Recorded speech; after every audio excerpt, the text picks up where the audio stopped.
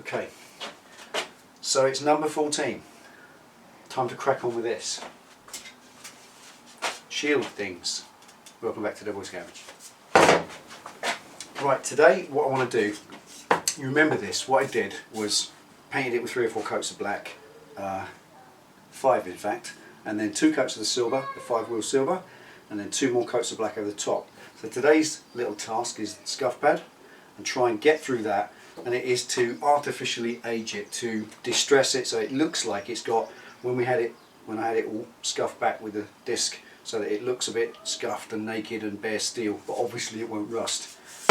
It may work, it may not. I may end up just painting them matte black, so we're going to try and see, and then when they're done I'm going to pop the bolts through, put all the nuts in place, and that will be for today. The only reason I can't put them on the tank itself today is that I haven't got the leather. I have ordered some leather. I really like the concept or the notion of the medieval thing. I really do like that a lot. It's not a theme on the bike by any means, it's just that I quite like that idea of something that looks a bit medieval. I did the scrim for so long, I want something really different, and that's going to work. And I think for that we need that brown leather or natural leather thing.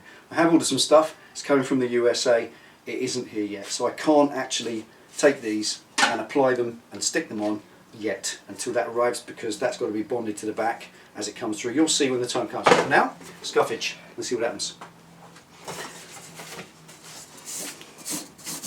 Now I've got to kind of be careful. These scuff pads are pretty aggressive, which they need to be. I want to take this shine off anyway, which is doing really well, because these are proper. This is a proper 3M scuff pad. It's not a Brillo pad or a green Scotch scourer. Or Penny's flannel. Or Penny's flannel. No, it's never as rough as that. You see nothing as rough as that. That'll go through the metal. So that's the idea. Just taking off this shine, because it is a satin paint that I used.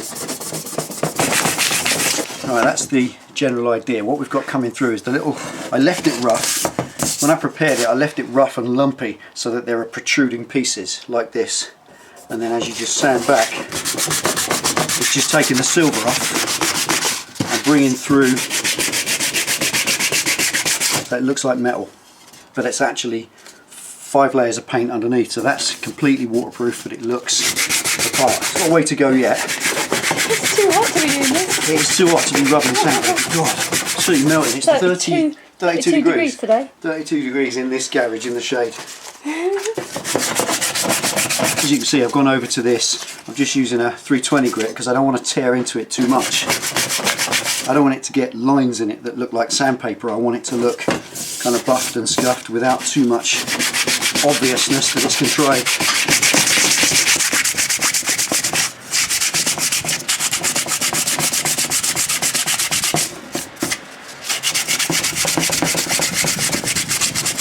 Just trying to make it even enough. And not lean on it too much because they're quite soft now. Quite easy to distort them now. Now it's not a tank anymore.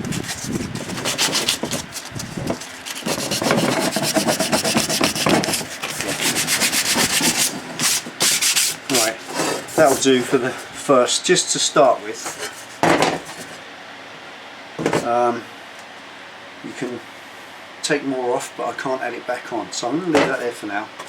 There might be more. I'm going to take 2. I don't want it too silver. It's still got to be black fundamentally. So that's giving me the idea.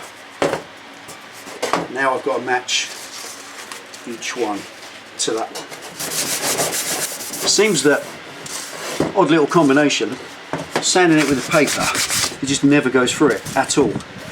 But scuffing it with a pad, take the skin off, take this kind of satin skin off the surface and get through it. Then, after that, you can hit it with the 320 and it seems to work then. Weird. Maybe it's the dynamics of the paint. Once it's got a skin on it. Yeah, you see that? Straight through it. Oh, you stuck with that one. So that's almost goes straight through once you've broken the skin off with a scuff pad. Weird, eh?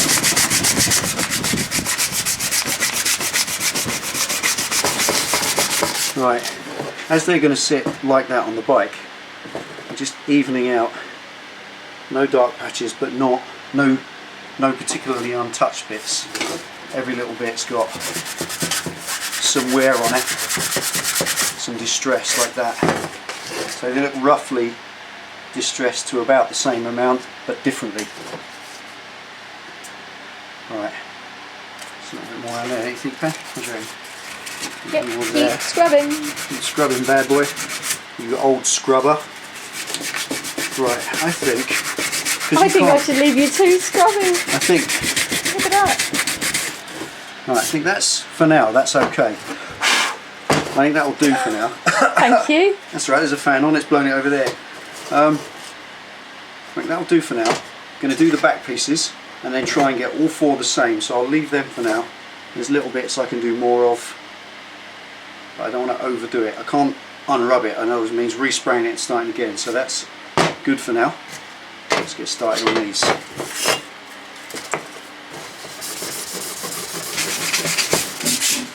Right, 3 out of 4. What's that one, mate? What's that one? No? Something on? Right, last but not least. Kind of have to go in circles so as you don't get lines in it, because I know it's contrived. Is it contrived? Hell yeah, of course it is. But then this is a contrived rat bike. It's a rat and survival bike. A real rat bike wouldn't have all this crap on it anyway. It's just an old bike that's dilapidated. But this is more a bit of a costume art thing, so why not have a go at doing it right? So just going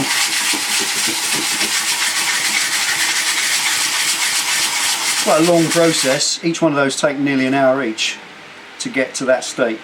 Just going through it level, and it's where I was hitting it with the disc and putting little scars and bites in the actual steel underneath. But that's now made a rippled surface, 5 coats of black, and you can see there, look, this is where the disc was hitting it, and that's actually come out with exactly the effect I wanted. It's made it look really battered, because if it was just smooth sheet metal it'd be quite hard to contrive that.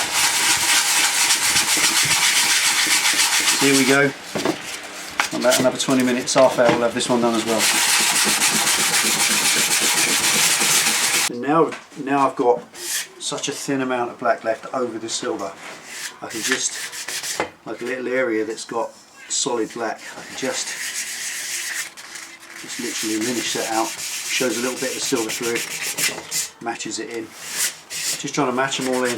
I kind of like the effect with it, because it's picked up that battered look of Boba Fett's mask from Star Wars, which is always cool. That is the effect. I'm really chuffed with that. Really chuffed. But it's quite hard to stop yourself, keep going, because I don't need big areas of silver, and I don't want it too black either. It just wants to look kind of battered and scarred. And as you can see here, for instance, perfect example. Just banged along it with the disc, just with a flat disc, quite aggressively, to deliberately scar the metal along here. Scarred all the metal up to put ripples in it, and then obviously as you sand the paint, when it goes on, it follows the ripples and it's rippled in its own right, and as you sand down through it, you take the tops off and it exposes underneath. So it's quite a cool effect. You can kind of do it to anything. You can do it on plastics if you wanted plastics to look like scarred metal, so if you had a fairing and you wanted it to look like bare metal, this is a great way to do it. Right. Leave it alone. I know. You don't want a can't. silver bike. I know, you can't. There, look, that's not too even, is it? There. A bit more on that side. I know, it's so hard. It's like you can't. OCD. It is OCD at its worst. Trying to make something look distressed is pretty distressing. Right, I'm gonna call it a day, because I can do a little bit when it's on the bike later. I think that's enough. You can't undo it. I can't. If I rub too far, I'll bug it. So I'm gonna call it a day. Now, the best bit of all, the most fun bit, we're going to put the bolts and the nuts through, because that's how they're going to go on. Right, get them out of the way for a minute. First 10, we're going to get started at the front. Get a quantity of them in place. Let's see what they look like. 1, 2, 3, 4, 5.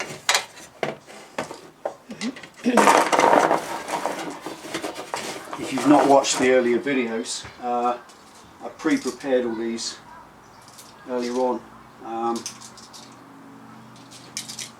Just wound a nut.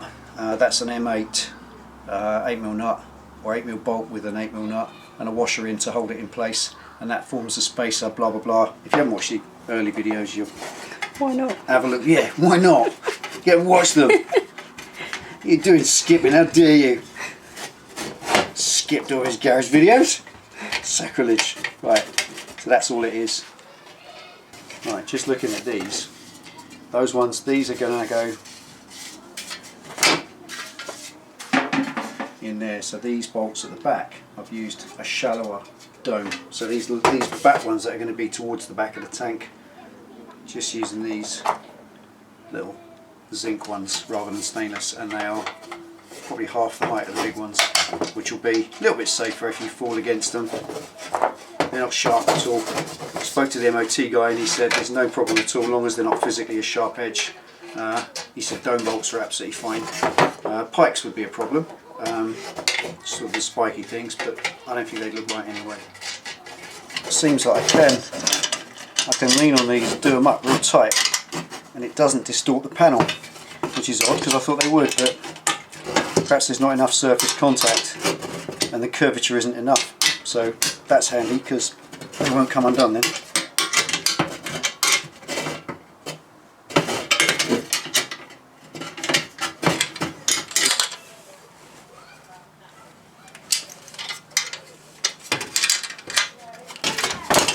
Now I'm just saving these two. I'm not going to put them in tight yet, but they're just going to have the bullet caps on them, but I'm going to do those a bit later. I'm going to do them in tight later on. We'll just poke them in now, but just for effect. And they're a rubber thread inside, so they're just going on loosely. I'll bond them on with the glue later on. So there we are now. Just to get the effect, here we go. Can't really hang them on until that one in place. Getting there, aren't we? What do you reckon? Let's tape it all in place. Let's do a little dry build. Hang on a minute. Right, excuse the tape. That's roughly the idea. Now, obviously, it's not bonded on. The sort of 1.5 to 2 inch gap is good. That's what I wanted. It's slightly less at the front than at the back. Could be to do with the fact they've just moved a little bit. They're going to need a little bit of attention. This isn't as simple as it looks, because obviously they're made of 22 gauge steel and they've been mauled about and rubbed down and twisted and drilled and bent, and that's probably misshapen them slightly. So just a little bit of finessing to get them all into the exact shape. There's a few little kinked bits which I need to straighten back up, but that's the rough idea. Now I've got some straps, some leather stuff coming, which I'm not going to sort of bore you with how it's going to work, but you'll see when the time comes. Crisscross sort of effect to kind of lift it. May possibly not even go with silver underneath. I think it might be a bit bright. Don't know. What do you think? Because this is actually brighter than it looks. Good. That's the effect I wanted. But in the flesh, now you see it. It's a little bit brighter than I thought it might look. The black is matte, so the matte black is effectively quite grey, and then with the silver, it's actually quite a light overall colour with the bolts as well. So don't know. Lots to do, but that's the general idea. So there we go, that's it. Thanks for watching part 14 of Project Bonneville. Project Bonneville. Just keep going. Alright? Right, so there we are. Thanks for watching part 14 of Project Bandit. This tank cover thing's coming together. Quite like it with the bolts in, don't you think? Pretty good. Decisions yet to make. This is building as it goes. It's not quite what I thought it would look like, but it's kind of better in some ways, not in others. It does need a little bit of work. There's areas where the bolts are not touching, so it needs dress, like I said, but that's it. Part 14, been at it 3.5 hours doing this, just to get to that stage. Waiting for the other bit still, so 15, we'll show the next bit. Okay, next one up, Bandit Bonneville again. Take it easy, ride safe. See you next time.